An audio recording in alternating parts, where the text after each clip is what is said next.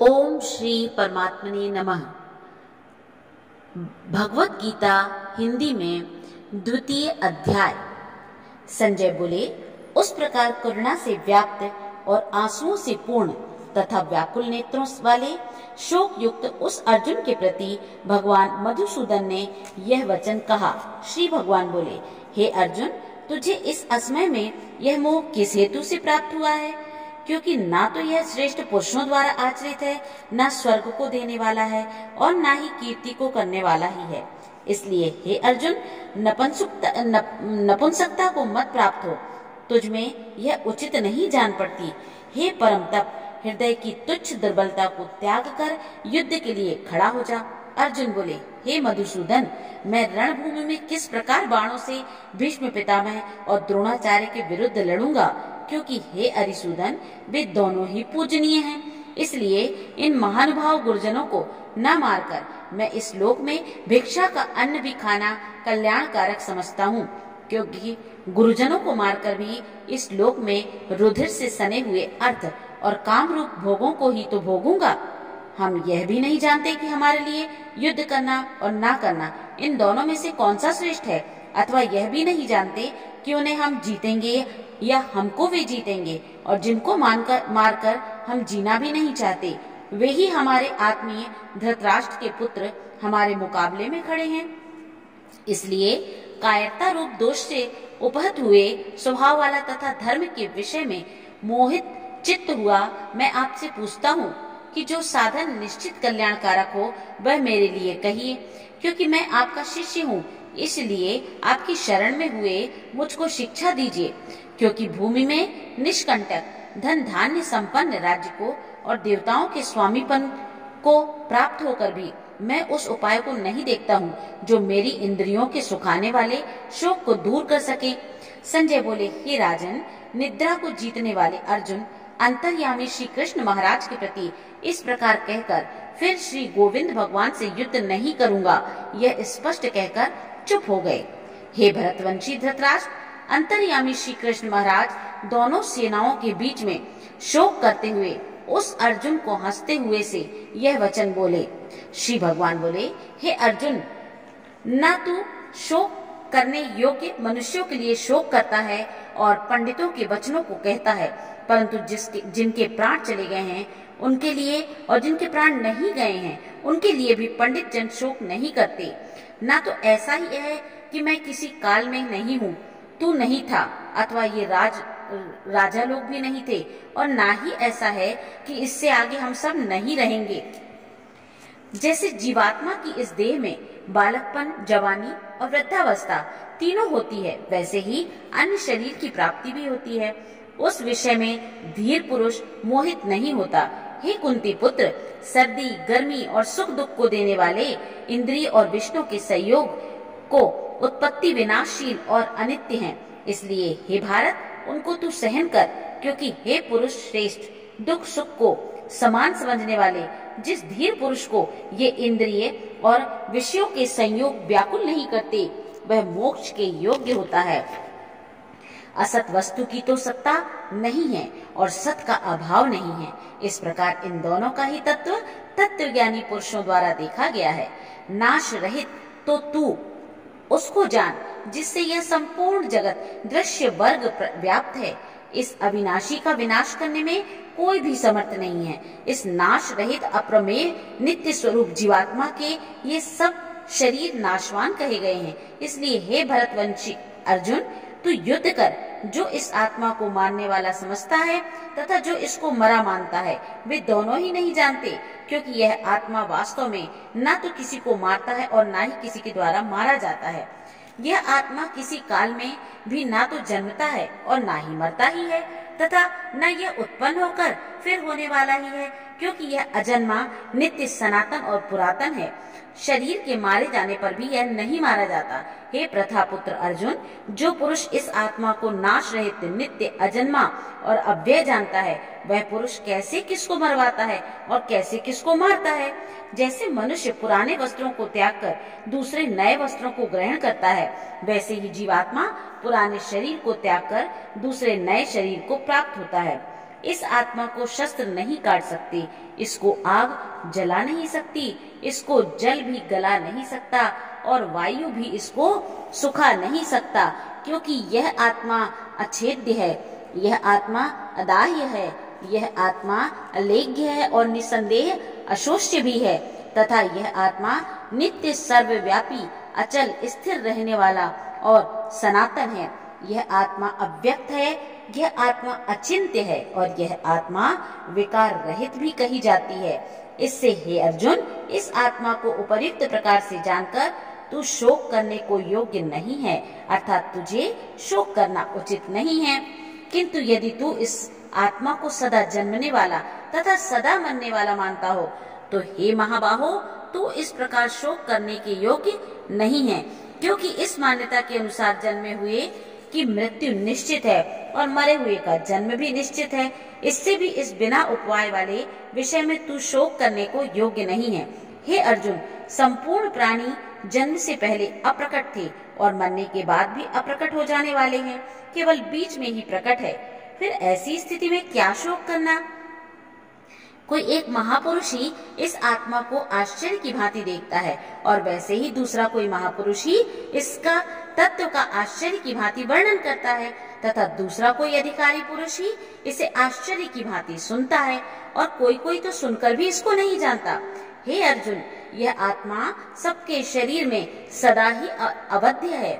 इस कारण संपूर्ण प्राणियों के लिए तू शोक करने की योग्य नहीं है, तथा अपने धर्म को देखकर भी तू भय करने योग्य नहीं है, अर्थात तुझे भय नहीं करना चाहिए, क्योंकि क्षत्रिय के लिए धर्म युक्त युद्ध से बढ़कर दूसरा कोई कल्याणकारी कर्तव्य नहीं है। हे पार्थ, अपने आप प्राप्त हुए और खुले हुए स्वर्ग के द्वार रूप इस प्रकार के युद्ध को भाग्यवान क्षत्रिय लोग ही पाते हैं, किंतु यदि तू इस धर्म युक्त युद्ध को नहीं करेगा तो स्वधर्म और कीर्ति को खोकर पाप को प्राप्त होगा, तथा सब लोग तेरी बहुत काल तक रहने वाली अपकीर्ति का भी कथन करेंगे और माननीय पुरुष के लिए अपकीर्ति मरण से भी बढ़कर है, और जिनकी दृष्टि में तू पहले से बहुत सम्मानित होकर अब लघुता को प्राप्त होगा, वे महारथी लोग तुझे भय के कारण युद्ध से हटा हुआ मानेंगे। तेरे वैरी लोग तेरे सामर्थ्य की निंदा करते हुए तुझे बहुत से ना कहने योग्य वचन भी कहेंगे। उससे अधिक दुख और क्या होगा? या तो तू युद्ध में मारा जाकर स्वर्ग को प्राप्त होगा अथवा संग्राम में जीतकर पृथ्वी का राज्य भोगेगा। इस कारण हे अर्जुन, तू युद्ध के लिए निश्चय करके खड़ा हो जा। जय पराजय, लाभ हानि, सुख दुख को समान समझकर उसके बाद युद्ध के लिए तैयार हो जा। इस प्रकार युद्ध करने से तू पाप को नहीं प्राप्त होगा। हे पार्थ, यह बुद्धि तेरे लिए ज्ञान योग के विषय में कही गई है, और अब तू इसके कर्म योग के विषय में सुन।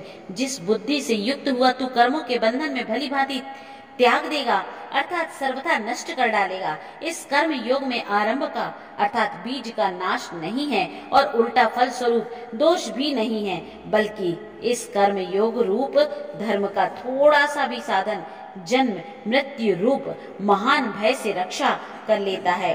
हे अर्जुन, इस कर्म योग में निश्चयात्मिकता का बुद्धि एक ही होती है, किंतु अस्थिर विचार वाले विवेकहीन सकाम मनुष्यों की बुद्धियां निश्चय ही बहुत भेद वाली होती हैं और अनंत होती हैं। हे अर्जुन, जो भोगों में तन्मय हो रहे हैं, जो कर्म फल के प्रशंसक वेद वाक्यों में ही प्रीति रखते हैं, जिनकी बुद्धि में स्वर्ग ही परम प्राप्य वस्तु है और जो स्वर्ग से बढ़कर दूसरी कोई वस्तु नहीं है, ऐसा कहने वाले हैं, वे अविवेकी जन इस प्रकार की जिस पुष्पित अर्थात दिखाऊ शोभा युक्त वाणी को कहा करते हैं, जो कि जन्म स्वरूप कर्म फल देने वाली एवं भोग तथा ऐश्वर्य की प्राप्ति के लिए नाना प्रकार की बहुत सी क्रियाओं का वर्णन करने वाली है, उस वाणी द्वारा जिनका चित्त हर लिया गया है, जो भोग और ऐश्वर्य में अत्यंत आसक्त हैं, उन पुरुषों की परमात्मा में निश्चयात्मिकता बुद्धि नहीं होती। हे अर्जुन, वेद उपर्युक्त प्रकार से तीनों गुणों के कार्य रूप समस्त भोगों एवं उनके साधनों का प्रतिपादन करने वाले हैं, इसलिए तू उन भोगों एवं उनके साधनों में आसक्तिहीन हर्ष शोकादि द्वंद्वों से रहित नित्य वस्तु परमात्मा में स्थित योग क्षेम को ना चाहने वाला और स्वाधीन अंतःकरण वाला हो। सब ओर से परिपूर्ण जलाशय के प्राप्त हो जाने पर छोटे जल में मनुष्य का जितना प्रयोजन रहता है, ब्रह्म को तत्व से जानने वाले ब्राह्मण का समस्त वेदों में उतना ही प्रयोजन रह जाता है। तेरे कर्म करने में भी अधिकार है, उसके फलों में कभी नहीं। इसलिए तू कर्मों के फल का हेतु मत हो तथा तेरी कर्म न करने में भी आसक्ति न हो। हे धनंजय, तू आसक्ति को त्याग कर तथा सिद्धि और असिद्धि में समान बुद्धि वाला होकर योग में स्थित हुआ कर्तव्य कर्मों को कर। समत्व ही योग कहलाता है। इस समत्व रूप बुद्धि योग से सकाम कर्म अत्यंत ही निम्न श्रेणी का है। इसलिए हे धनंजय, तू समबुद्धि में ही रक्षा का उपाय ढूंढ, अर्थात बुद्धि योग का ही आश्रय ग्रहण कर, क्योंकि फल के हेतु बनने वाले अत्यंत दीन हैं। समबुद्धि युक्त पुरुष पुण्य और पाप दोनों को इसी लोक में त्याग देता है, अर्थात उनसे मुक्त हो जाता है। इससे तू समत्व रूप योग में लग जा। यह समत्व रूप योग ही कर्मों में कुशलता है, अर्थात कर्म बंधन से छूटने का उपाय है। क्योंकि समबुद्धि से युक्त ज्ञानी जन कर्मों से उत्पन्न होने वाले फल को त्याग कर जन्म स्वरूप बंधन से मुक्त हो निर्विकार परम पद को प्राप्त हो जाते हैं। जिस काल में तेरी बुद्धि मोह रूप दलदल को भली भांति पार कर जाएगी, उस समय तू सुने हुए और सुनने में आने वाले इस लोक और परलोक संबंधी सभी भोगों से वैराग्य को प्राप्त हो जाएगा। भली भांति के वचनों को सुनकर भांति भांति के वचनों को सुनने से विचलित हुई तेरी बुद्धि जब परमात्मा में अचल और स्थिर ठहर जाएगी, तब तू योग्य को प्राप्त हो जाएगा, अर्थात तेरा परमात्मा से नित्य संयोग हो जाएगा। अर्जुन बोले, हे केशव, समाधि में स्थित परमात्मा को प्राप्त हुए स्थिर बुद्धि पुरुष का क्या लक्षण है? वह स्थिर बुद्धि पुरुष कैसे बोलता है, कैसे बैठता है और कैसे चलता है? श्री भगवान बोले, हे अर्जुन, जिस काल में यह पुरुष मन में स्थित संपूर्ण कामनाओं को भली भांति त्याग देता है और आत्मा से आत्मा में ही संतुष्ट रहता है, उस काल में यह स्थित प्रज्ञ कहा जाता है।